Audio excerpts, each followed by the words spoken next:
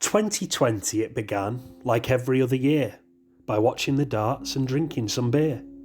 With the palace filled with fans, right up to the brim, little did we know 2020 would be so grim. For me it was different, I'd planned it to be so. I was all set for an adventure. To Abu Dhabi I would go. It's never easy moving jobs, home and routine, but adventure was out there, waiting to be seen.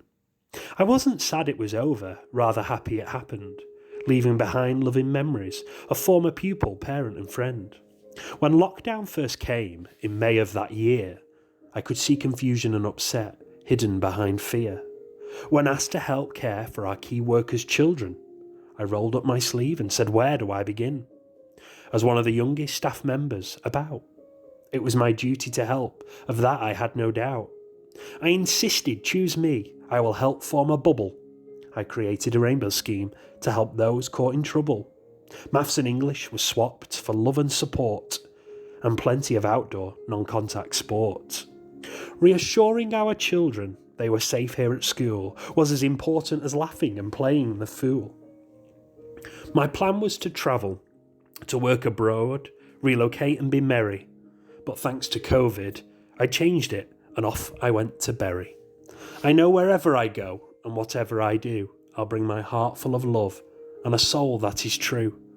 After a summer of sun and eat out to help out, we knew school closure and lockdowns were mentioned without doubt. So Boris came on TV, talking to you and me, and lockdown was back to keep the NHS on track. Our freedom was taken, stay at home was the demand. Large weddings and funerals both had been banned. The latter was an issue as my granddad passed away, only a few of us allowed to say goodbye where he lay. Wearing a mask and no hugs of comfort or blessing, as we said our goodbye to a man now in heaven. Then I became ill.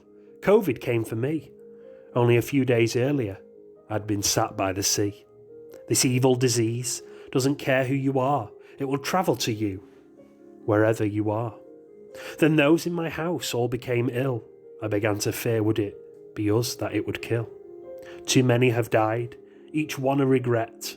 All lives need celebrating so they never forget. And when all this is over, whatever that looks like, I assume when the data shows a curve and no spike, I ask you all, whatever your story, to praise the NHS and sing for their glory. Many workers have died helping those that we love. Although no longer here, they're looking down from above. They whisper some words of hope to us all. We must love and respect to those that have fallen. So that is my story. A time history will reflect on. A time I can say where love and kindness shone.